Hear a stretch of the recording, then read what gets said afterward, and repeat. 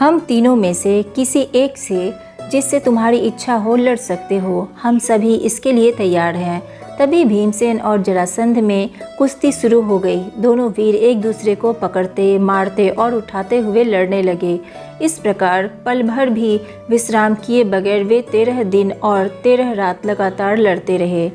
14वें दिन जरासंध थक कर जरा देर को रुक गया, पर ठीक मौका देखकर श्री कृष्ण ने भीम को इशारे से समझाया और भीमसेन ने फौरन जरासंध को उठाकर चारों ओर घुमाया और उसे जमीन पर जोर से पटक दिया। इस प्रकार अजय जरासंध का अंत हो गया।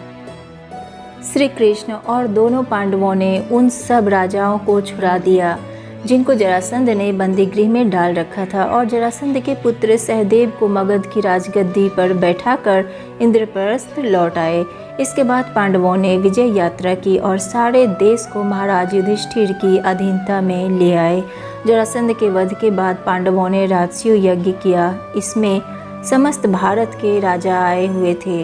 जब अभ्यागत नरेशों का आदर सत्कार करने की बारी आई तो प्रश्न उठा कि अग्र पूजा किसकी हो। सम्राट युधिष्ठिर ने इस बारे में पितामह भीष्म से सलाह ली। वृद्ध भीष्म ने कहा कि द्वारकाधीश श्री कृष्ण की पूजा पहले की जाए। युधिष्ठिर को भी यह बात पसंद आई।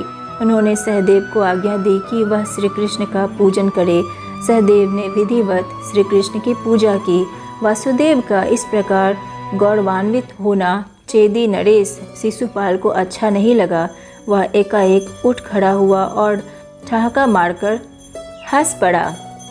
सारी सभा की दृष्टि जब शिशुपाल की ओर गई तो वह ऊंचे स्वर में व्यंग से बोलने लगा। यह अन्याय की बात है कि एक मामूली से व्यक्ति को इस प्रकार गौरवान्वित किया जाता है। युधिष्ठिर को यूं आड़े हाथों लेने की बात शिशुपाल सभा में उपस्थित राजाओं की ओर देखकर बोला। उपस्थित राजागण, जिस दुरात्मा ने कुचक्र रचकर वीर जरासंध को मरवा डाला, उसी की युधिष्ठिर ने अग्र पूजा की।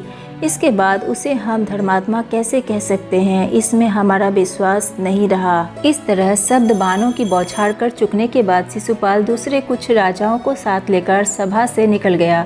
राजाधिकार युधिष्ठिर नाराज हुए राजाओं के पीछे दौड़े गए और अनुनय विनय करके उन्हें समझाने लगे। युधिष्ठिर के बहुत समझाने पर भी शिशुपाल नहीं माना। उसका हठ और घमंड बढ़ता गया।